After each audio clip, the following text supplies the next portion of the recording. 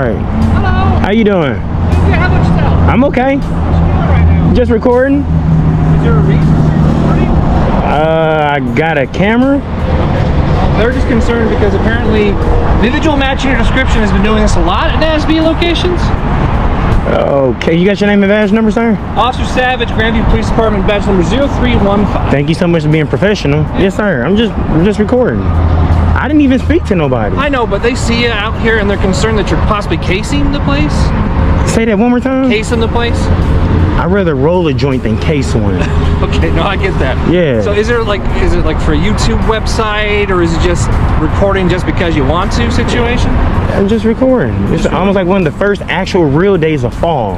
Okay. The temperature didn't drop. Well, yesterday I guess was. The temperature was down. Actually, on Halloween. It just didn't feel that bad. Is there a reason you're doing this building? I was actually just walking all the way around. Just walking all the way around? Yeah. This building, or just walking around? Just around the whole area. Is that fine? That's fine. They're just concerned, so we're out here just talking to you. Well, I have no ill intent, nothing like that, nothing nefarious going on. Just recording. Like I said, is it for like a website that you got, or just because you like to? You have video editor or something? I just got this camera. It's pretty cool. I like it. I'm just trying to see what the footage look like. Next, I'm getting me a body camera. What kind is that? This is a Motorola one, WatchGuard. Okay. So they had WatchGuard, and then WatchGuard got bought out by Motorola. So now that we got newer cameras, so when they activate that one, also. All right, guys. This encounter starts about as peacefully as you could imagine. A man is simply walking around a bank property with a camera in his hand, recording the scenery and testing out his new equipment. When officers approach, they remain polite, explaining that employees are concerned because someone matching his description has reportedly been filming similar locations. The cameraman immediately asks for names and badge numbers, and the officers provide them without hesitation. At first, the conversation feels casual, almost friendly. The man explains he has no bad intentions and is simply enjoying a nice fall day while trying out his new camera. The officers even chat about weather, body cameras, and equipment upgrades. But beneath the polite smiles, a deeper question is already forming. When does curiosity become suspicion? Okay. Is that like a level 4 vest? Or is that a 3? I don't know. Okay. It stops bullets at some point. Okay. So apparently he's just out here recording the fine scenery. Yeah. Can I get your name and badge number as well, sir? Yeah, if you want, it's Bailey 0198. Thank you so much for being professional. You doing all right today? I was just hanging around. It ain't as cold as I thought it would be. Oh, yeah. With the temperature dropping down. Yeah. How did daylight saving affect you guys? I wasn't working, so. Yeah. Usually those guys are working, they got to work an extra hour. Yeah, because I caught myself just waking up in the middle of the night and I didn't know why. And then when I got on the internet, you know, I'm like, oh, okay, that's what's going on. Okay, Yeah. daylight savings. So, yeah, the extra hour of sleep, I guess it felt good. You know what I'm saying? I guess so. Yeah. Some things that people be having issues answering. Who can I answer the question to? I can answer. You want to say? Well, anything I can answer, I will. I mean, I think you can. What's 550 divided by 2? Oh, it's going to take me a minute. How? 550 would be 275, I think. Okay. Hey, come on. Is Hey. that right? You probably the They gave me second. that. Yeah, you're probably the second officer I think that was able to get that. Okay. Yeah, that's cool. Why is that a significant thing? Hey, you just do that, or what? Yeah. Huh? Yeah. Have you been doing this at other NASB locations, or this is like the first time you've been over here? What you mean? Because they talk to each other, right? All the Okay. NASB ones talk to each other. Apparently they said that, and like I said before, individual matching your description has been doing this. All right, guys. This encounter starts about as peacefully as you could imagine. A man is simply walking around a bank property with a camera in his hand, recording the scenery and testing out his new equipment. When officers approach, they remain polite, explaining that employees are concerned because someone matching his description has reportedly been filming similar locations. The cameraman immediately asks for names and badge numbers, and the officers provide them without hesitation. At first, the conversation feels casual, almost friendly. The man explains he has no bad intentions and is simply enjoying a nice fall day while trying out his new camera. The officers even chat about weather, body cameras, and equipment upgrades. But beneath the polite smiles, a deeper question is already forming. When does curiosity become suspicion? Do you like the NASB structures or something like that? My description? Yeah. What description they give? Sombrero style hat, black male, gray sweats, gray sweater with a camera. You agree with that? That's what we were told. Yeah. Banks. Yeah, that's how it was dispatched. Man, I come in peace, man. No ill intent. I mean, if they would have came and talked to me, they would have seen I'm pretty like a real chill, cool guy. I could have told them like, hey, I'm just. They get nervous, you know. Let me ask you this though, and you guys are officers. What can you see? You can see points of egress, exits, possible weak points, glass, stuff like that. What you used to do in your what you used to do? I didn't see that. He said he sees nothing. But you saw Building to me. I used to be a Marine, so. Oh, okay, yeah. Well, I salute you twice then, man. But for somebody's not, I mean, I'm not aware of those kind of things, man. Like, I didn't see nothing. And same thing, you saw what I saw. Windows is tinted, man, and I'm on a public street. Yeah, like you are, yeah. We just came to talk to because they're worried. All we can say, hey, we went and talked to him. He's just doing this. Think about it this way, right? There's what, like 8 billion people in the world, right? How many people are standing out here videotaping? Not somebody's gonna do something nefarious. Not somebody that's gonna do nothing nefarious. It's 2024, man. Everybody has a camera. That's true. Right when you walk out your house, you on camera for the whole that's day. True, but I'm just saying, if it strikes somebody as odd. I mean, it's okay. I told. Here's where the conversation takes a more serious turn. The officers explained that dispatch described a man wearing similar clothing, walking around financial institutions with a camera. They insist they are only responding to a call for service and try and make sure nothing criminal is taking place.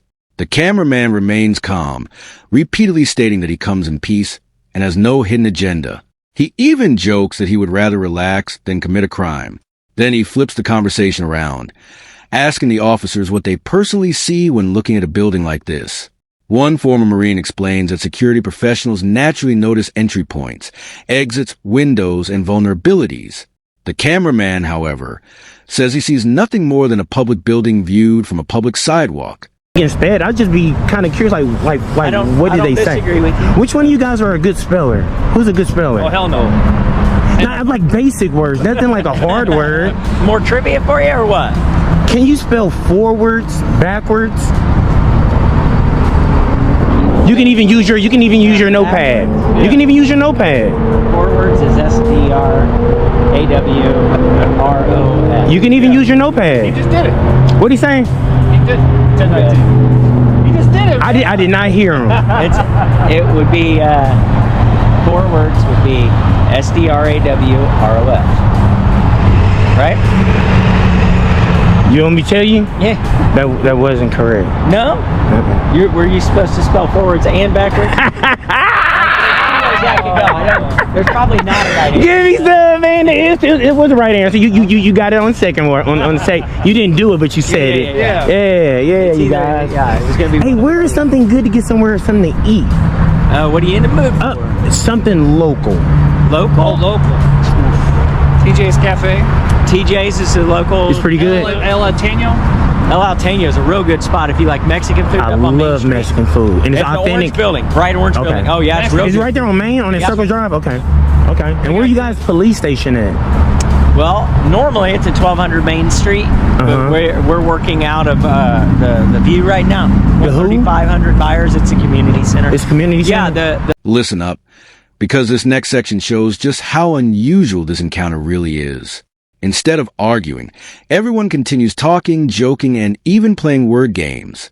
The cameraman challenges the officers to spell words backwards, and laughter breaks out when the answers get mixed up. Then the topic changes again, this time to local restaurants and the best places to grab authentic Mexican food in town. The officers happily give recommendations and even explain where their temporary police station is located while city buildings are being renovated.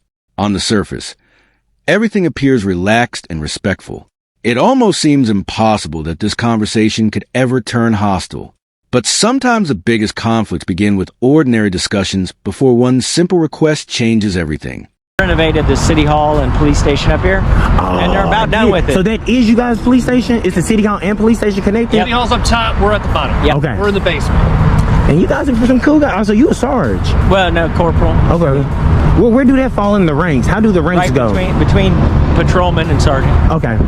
Okay, moving up in the ranks. When the sergeant's out, he's in charge. Yeah. Okay. And how long y'all been on the force? 17 years. Okay. You look young. I wouldn't have guessed it. Well, if you don't mind me putting you on the spot, how old are you? 42. You 42? Yeah. What's your favorite number, 1 through 10? What come to mind? 3. 3? Yeah. If you was born 3 years ago from today, how old would you be? Why is he asking you so much questions? It's like a sobriety test. We kind of just fell right into it. 39. Okay. There, did it again. 3 in a row. They wasn't right. No? You stay around here or what, man? What do you mean? You stay around, where you live at? Are you from Grandview? I'm from Earth. Earth? Yeah. From this planet. Likewise. Yeah. Where you from? Earth. Okay. Hey, see, look at that. Y'all pretty cool, man. I like y'all. Trying to be. Yeah, so man, I'm not gonna be long, you know, just gonna be out here getting a couple shots. Okay. That's cool. So You have an ID on you real quick? you need my ID? Just to document who we talked to. Because here's the thing, right? Legally, constitutional rights, we have detained you for a little bit, so we need to make a real quick record. So of that. hold on. This was good. So you just illegally detained me? I didn't say that. You just said you detained me. And this, guys, is where the entire atmosphere changes. After nearly 10 minutes of friendly conversation, the officers suddenly ask for identification. At first, they frame it as simple documentation for the contact. But then one officer makes a statement that completely changes the encounter. He admits they have technically detained the cameraman for a brief period. The man immediately locks onto that word.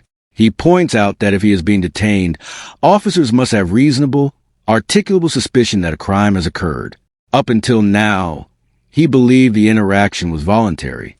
Suddenly, the conversation transforms from small talk into a constitutional debate about the limits of police authority and the rights of citizens in public places. For what crime? We got a call out here. It's a police call. That's okay, you getting a call, but now you just said you detained me. To detain somebody, you need reasonable, articulable suspicion of a crime. What crime did you detain me for? We've already explained why we're here. You just said I'm you just got a going to call. document your name and date of birth that said we talked to you. Okay, I don't have to get my ID. Yeah, you do. No, I do. Let's get a supervisor out here. Let's get a captain out here, sir.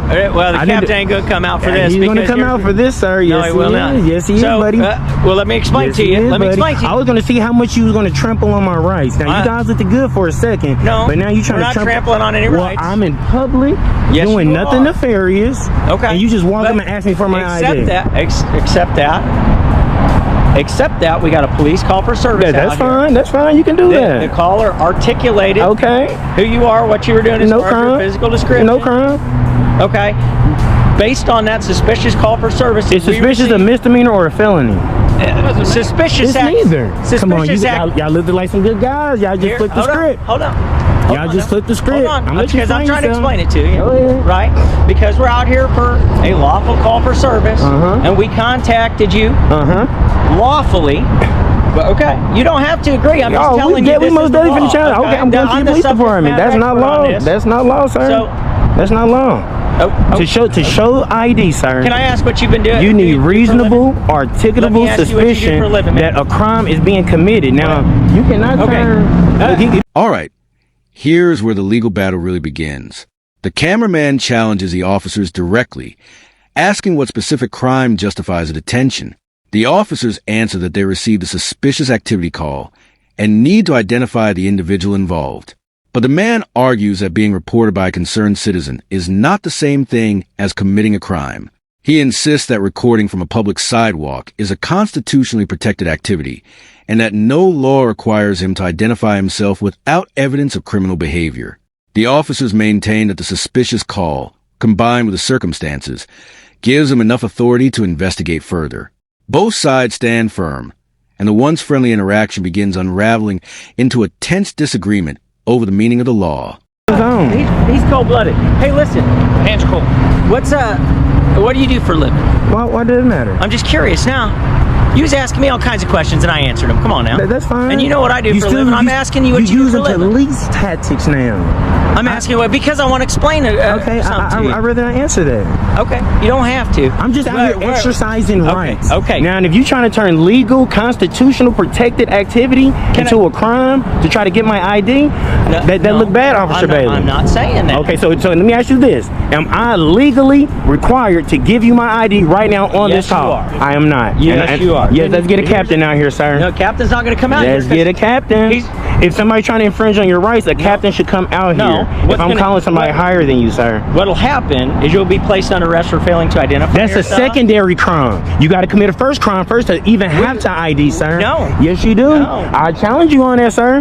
You willing to arrest you? You don't want to do that because that's on you, sir. That's on you. Your qualified immunity is gone. Everything because you stepping on constitutional rights now, Mr. Officer Bailey. Okay, but can I explain something to you? Go ahead. I was just saying, man, y'all some cool guys, but that's why you cannot trust the police because y'all act like cool guys and then try to flip the script. And now you're interrupting. You won't even let me talk. Because the whole thing, man, you act like a good. Go ahead. Let me let you talk. Let me let you talk. Okay.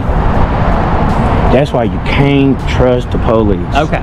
Except that I just told you, I've been doing this for 17 years. Right? This is the moment where patience starts running out. The officers continue asking questions, including what the cameraman does for a living. But he refuses, saying he is now exercising the same rights he has been defending all along. He accuses police of using conversational tactics to slowly gather information and build a case where none exists. One officer warns that refusing to identify himself could lead to an arrest for failure to identify. The cameraman immediately fires back, arguing that failure to identify is a secondary offense and can only apply if a primary crime has actually occurred.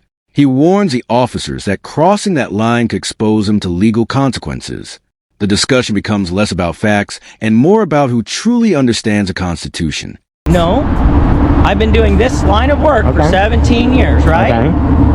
I have done that without complaint or lawsuit on my record. Okay, this will be the first. No, it won't be. This will be the first, sir. This is the thing. Go ahead. Between the two of us, I am the subject matter expert on the law, and that includes constitutional law. I have hundreds of hours of study and application of that in my line of work.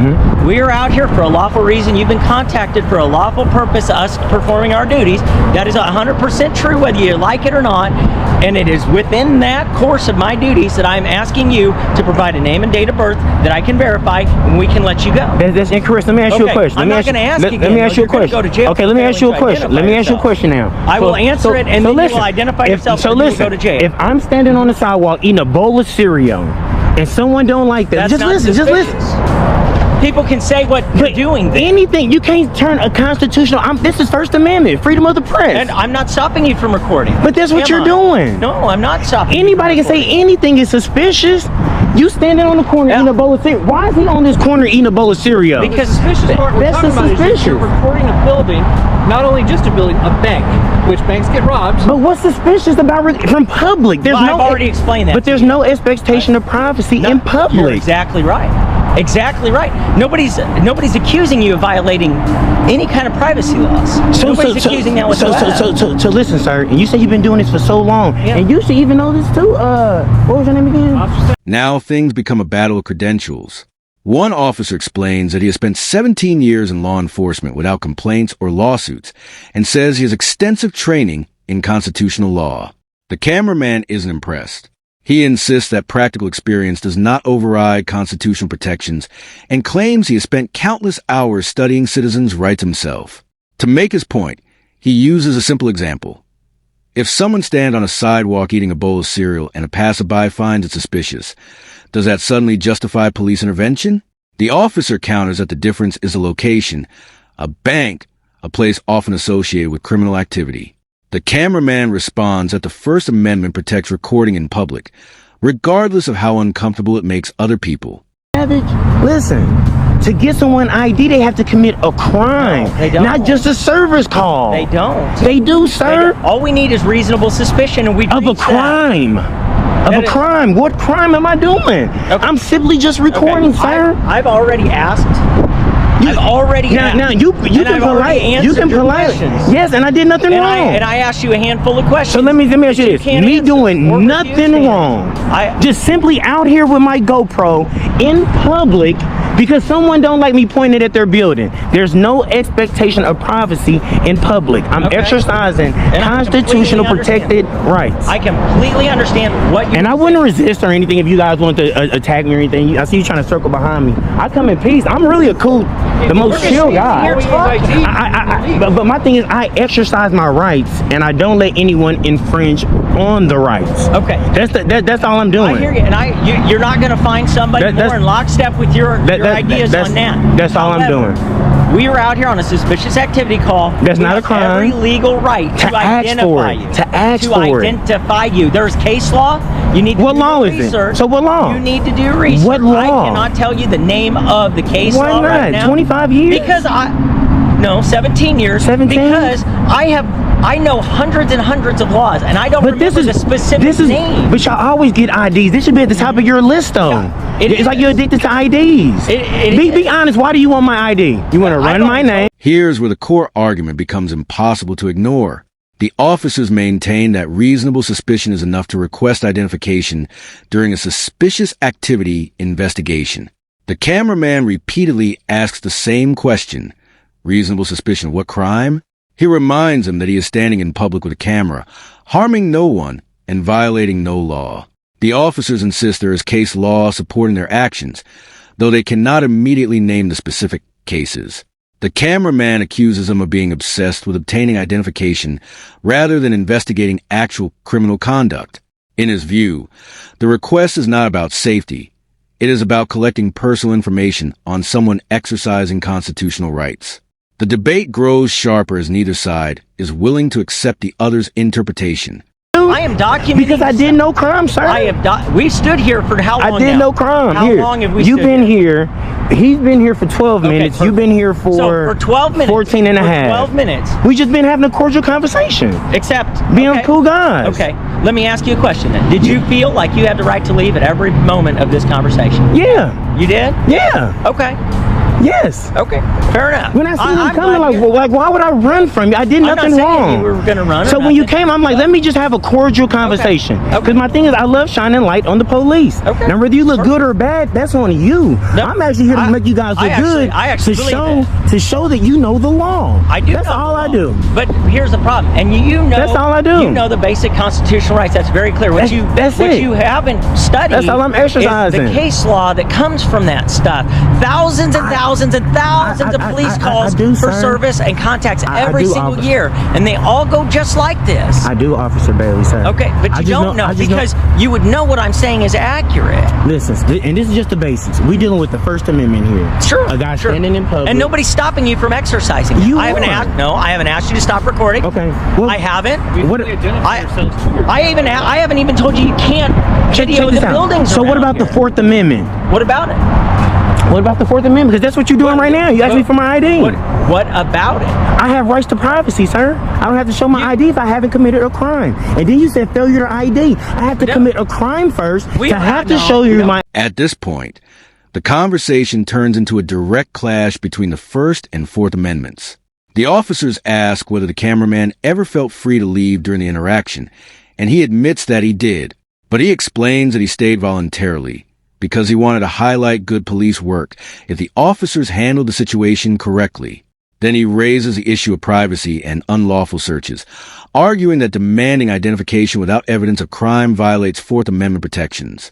The officers reply that they have never attempted to stop him from recording, and that the interaction remains a lawful investigation. What began as a simple camera test outside a bank has evolved into a full-scale roadside seminar on constitutional rights and police procedure. Failure to ID is a secondary crime, sir. How am I educating you on 17 years on this? You're not educating me because you're incorrect. You are incorrect. So what is the Fourth Amendment? What is the Fourth Amendment? Because that's what we get right now. This is the Fourth Amendment. Me recording is my First Amendment. You're asking me for my ID. This is the Fourth. I'm going to arrest you at this point. I'm not going to resist. Okay. You're under arrest. I'm under arrest. I'm not going to take that out of your hand yet.